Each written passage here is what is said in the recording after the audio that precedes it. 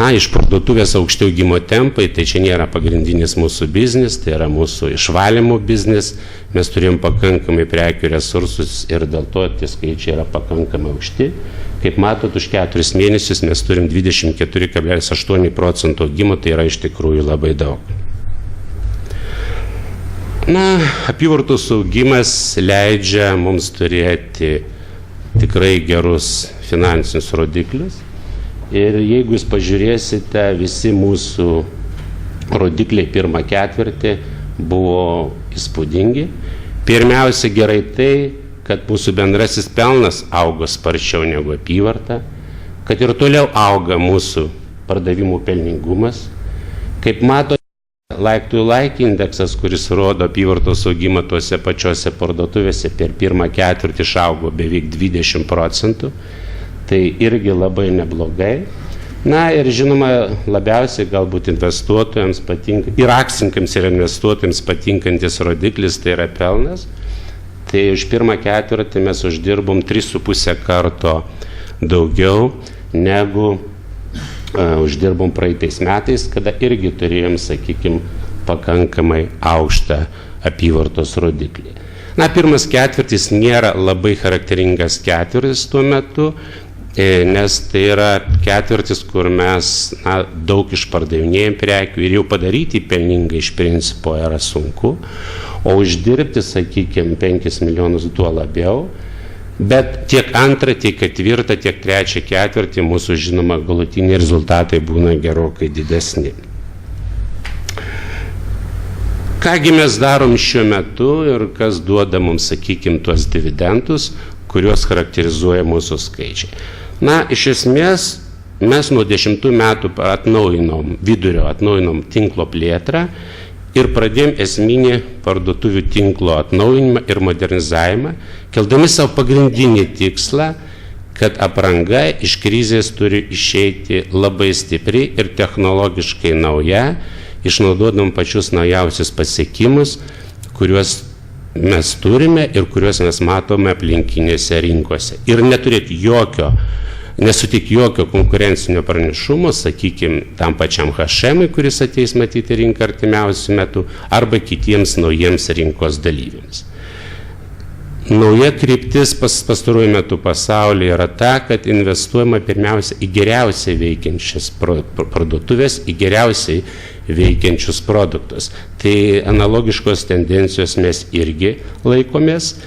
Situacija mums yra iš tikrųjų palanki, tiek apyvartos augimų prasme, tiek, sakykime, kad turim naujų pasiūlymų, atsiranda labai daug naujų rinkos dalyvių, kurie domisi Baltijos rinkomis, tai mes ant 12 metais ir ypač antram pusmetį 12 metų žymiai padidinsim investicijas ir vien rugpjūčio-rugsėjo mėnesiais mes atidarysim arba rekonstruosime 14 parduotuvių, tai iš principo daugiau negu 10%, kurių mes šiuo metu aplamai turim. Ir aplamai per metus atidarysime arba rekonstruosime 25 parduotuvės. Ir investicijos mus sieks apie 5 milijonus eurų arba 2,5 kartų daugiau negu 2011 metais. Toliau mes keičiam ne tik įrangą, ne tik apšvietimą, bet mes keičiam ir naujas koncepcijas. Ir pastaruosius metus mes sukūrėme ir pradėjome diegti jau tiek aprangos galerijos, tiek City segmentų naujas parduotuvių koncepcijas. Jūs jas galite pamatyti Vilniaus Akropolį visas iki vienos, jūs jas galite pamatyti jau kai kuriuose Rygos prekybos centruose. Tai sudaro daugiau negu trečdalį mūsų portfelio ir mes norim įdiegti tai, kas yra geriausio šiuo metu pasaulio mažmeninėje prekyboje, kad neturėtume jokio atsilikimo nuo kitų.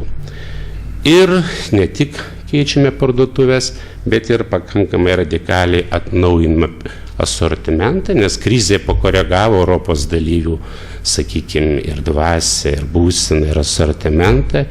Ir mes norim rinką atvesti naujus žaidėjus, kurie šį laikotarpį pergino iš tikrųjų geriausiai.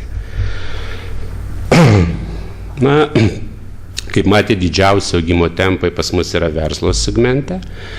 Tai žinoma susijęs su tuo, kad mes pradėjom labai agresyvę Massimo Dutti parduotuvių plėtrą Baltijos šalyse, šiuo metu turim 3, dar greitai atidarysime dar 2.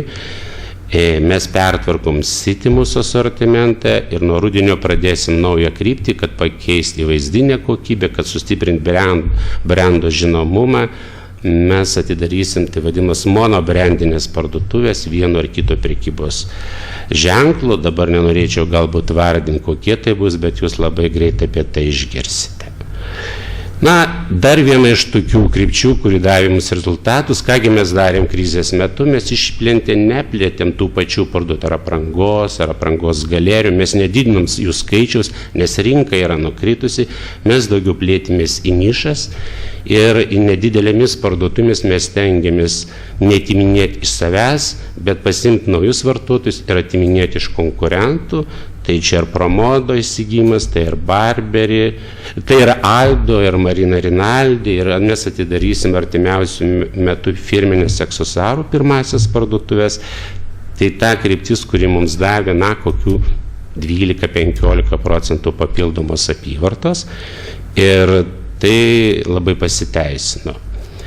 Mes toliau ir žymiai agresyviau, gal ne 12, dar 13 metais investuosime į prabangos parduotuvių verslą, nes šiuo metu pasaulyje prabangos verslas išgyvena absoliutų pakilimą ir ne tik Azijoje, bet ir daugelį kitų regionų, nes vis tik, matyt, turtingų vartotojų pasaulyje yra pakankamai daug ir jų skaičius labai plečiasi. Ir dėl to prabangos parduotuvių tinklas, mūsų pirmas, kuris grįžo į prieš krizinę situaciją ir mes norim pasimti dar didesnį portfelį ir dar sustiprinti čia savo pozicijas ir daryti projektus, kokio lygio projektų šiuo metu aplamai Baltijos šalyse dar nėra. Čia Burberry, bet čia ne tik vienintelis Burberry, bus ir daugiau. Tai čia buvo daugiau visi pagrindinės mūsų kryptis, ką mes darome su tinklo atnaujinimu, modernizavimu, naujų prekinių ženklų įvedimu ir yra dar, sakykime, 3 ar 4 kryptis, kur mes iš tikrųjų kreipiam nepaprastai daug dėmesio. Tai pirmas – augančių pardavimų ir prekių ir atsargų subalansuotas valdymas.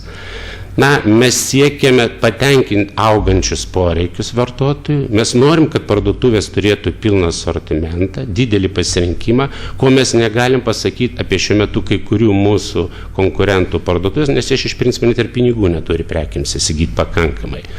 Bet žinoma, krizė mus išmokė tą, kad prekių atsargos ir problema didžiausia mažmenininkams yra, nes jeigu tu prisipirkai, tai po to, jeigu staigiai krenta apyvarta, tai kartotis gali 2009 metų įvykiai.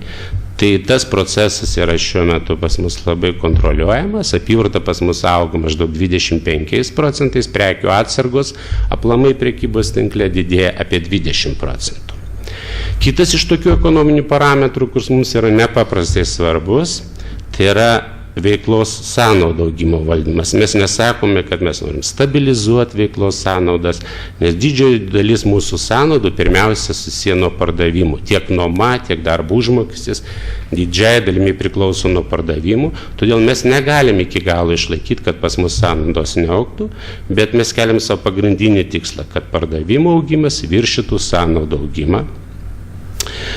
Ir pabaigai galbūt norėčiau pasakyti, kad jūs turbūt matot, kad mūsų skaičiai gerokai viršė mūsų prognozes ir neišvengsim to, mes tiklinsim prognozes, mes tą planuojam padaryti pasibaigus 3 ketvirčiui, kada atidarysim tas 14 arba rekonstruosim naujų parduotuvių ir matysim, kaip vystysis ekonominė situacija, sakykime, tiek Lietuvoje, bet žinoma labiausiai kaip vystysis ekonominė situacija pietinėse šalyse ir nuo to, kokios galimos pasekmės, sakykime, mūsų vartotojams ir pirmiausia mūsų vartotojų nuotaikoms. Prie bet kokių sąlygų mes tą tikrai darysim.